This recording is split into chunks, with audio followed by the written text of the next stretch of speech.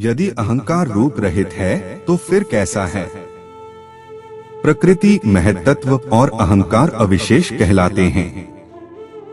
इनका रूप नहीं होता। रूपादि की उत्पत्ति तब होती है जब महत् से अनेक परिणाम बनकर वायु से उनमें गति द्वारा परिमंडल बन जाते हैं। वस्तुत परमाणु रूप से रहित होते हैं। महदादि तत्वों के स्वरूप क्या हैं?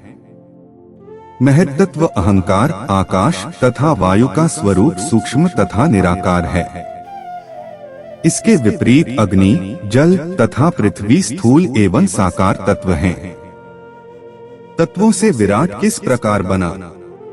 ऐत्रेय उपनिषद का कथन है, तस्माद् वा एतस्माद् आकाशः सम्भूतः, आकाशाद् वायोः वायोः अद्भ्यः अदभ्यः पृथ्वीः, पुरुषः वा एषः अन्नरश्मयः।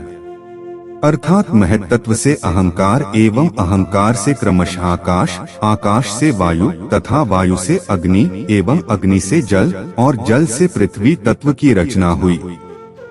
सर्वप्रथम आकाशस्थ वायु द्वारा अग्नि तत्व प्रकट हुआ, जिससे निहारिकाओं आकाश गंगाओं की उत्पत्ति हुई। प्रत्येक आकाश गंगा से करोड़ों तारे, ग्रह और नक्षत्र प्रकट हो गए। शीतलता एवं स्थूलता बढ़ने से दहकते हुए नक्षत्रों पर जल एवं पृथ्वी तत्व की रचना हुई। यही सृष्टि सर्जन का इतिहास है। यह वैराट नीचे है कि ऊपर? कहां पर है? मानवीय बुद्धि की दृष्टि में कालमाया के ब्रह्मांड का विस्तार अनंत है। यदि हम 14 लोकों के इस ब्रह्मांड को एक विराट माने, तो हमारे 14 लोकों जैसे असंख्य 14 लोक इस कालमाया के ब्रह्मांड में स्थित हैं। किंतु यदि हम सभी 14 लोकों को एक विराट माने, तो इसे घेरकर कारण प्रकृति, सात शून्य और महाकारण अव्यक्त प्रकृति, मोह तत्व महाशून्य आए हैं। इसलिए इस विराट को ऊपर या नीचे स्थित होने का भाव न लेकर यह समझना चाहिए कि महासागर से उठने वाले जल के बुलबुलों की भांति 14 लोकों के ब्रह्मांड स्थित हैं। शून्य थे जैसे जल बतासा, सो शून्य माच समाये। किरंतन इस प्रतिबिंब समान जगत का मूल बिंब कहाँ पर है? अव्याकृत अक्षर के मंत्र में। निराकार क्या पदार्थ है? निर्गत आकारः सह निराकारः, अर्थात आकार से रहित पदार्थ ही निराकार है। प्रतिबिंब किस वस्तु में पड़ा है? अक्षर का मन स्वरूप अव्याकृत इस कालमाया के ब्रह्मांड के रूप में प्रतिबिंबित हुआ है। जैसे अव्याकृत का महाकारण पुरुष मोहसागर में आदिनारायण के चैतन्य रूप में प्रतिबिंबित हुआ, जिसका स्थूल रूप प्रणव का रूप है।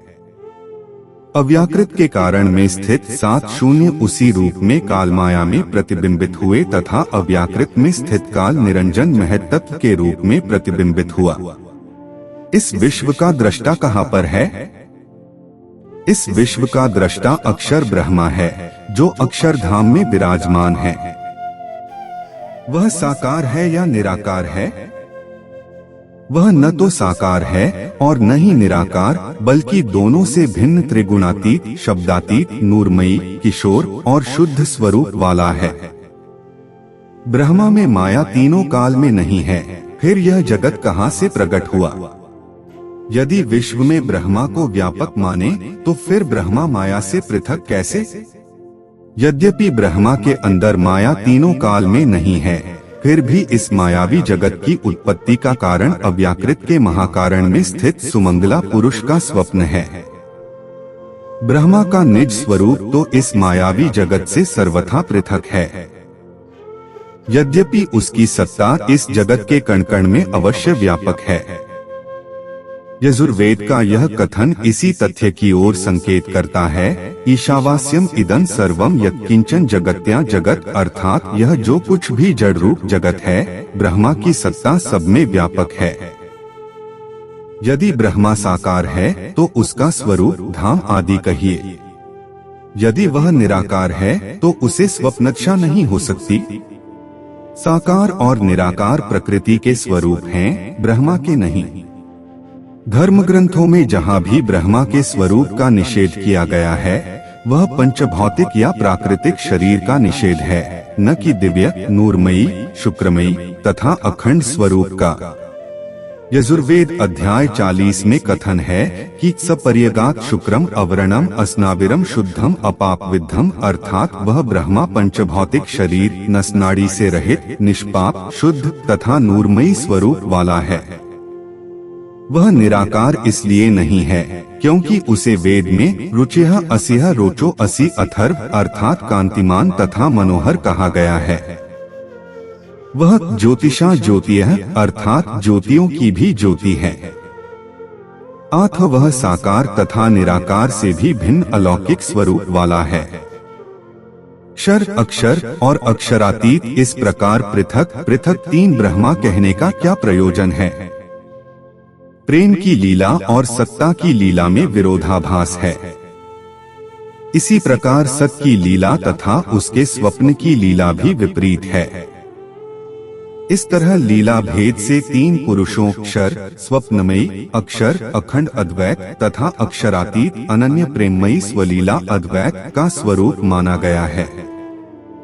क्षर, अक्षर और अक्षरातीत का पृथक पृथक निर्देश कर पुनः ब्रह्मा को एक में वाद्वितीय कहने का क्या आशय है?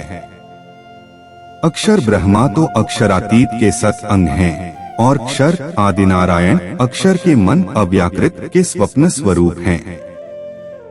सत प्लस चित प्लस आनंद सच्चिदानंद के लक्षण एकमात्र अक्षरातीत में ही घटित होते हैं, इसलिए वे ही पूर्ण ब्रह्मा कहे जाते हैं। उनके समान न कोई दूसरा था, न है और न होगा। ऋग्वेद का यह कथन इसी संदर्भ में कहा गया है, त्वावा अन्यो न पार्थिवो न जातो न जनिष्यते। 5 तत्व 3 गुण चतुर्दश भुवनात्मक यह विश्व प्रकृति पुरुष पर्यंत प्रलय में मिट जाता है। फिर श्री कृष्ण रूप ब्रह्मा कहाँ पर बने रहते हैं?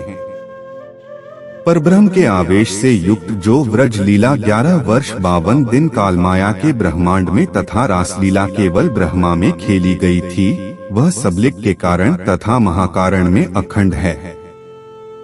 इस प्रकार महाप्रलय के पश्चात भी श्री कृष्ण जी के ये दोनों स्वरूप अखंड लीला विहार करते रहते हैं। ब्रह्मा को इच्छा रहित और माया को इच्छा युक्त क्यों वर्णन किया गया है? न्याय दर्शन के अनुसार सुख दुख, इच्छा, द्वेष तथा प्रयत्न जीव के लक्षण हैं, निर्विकार ब्रह्मा के नहीं। चैतन्य जीव माया प्रकृति से संयुक्त होकर ही लौकिक इच्छाएं करता है। अपनी शुद्ध अवस्था में वह मायाजनित कोई भी इच्छा नहीं करता।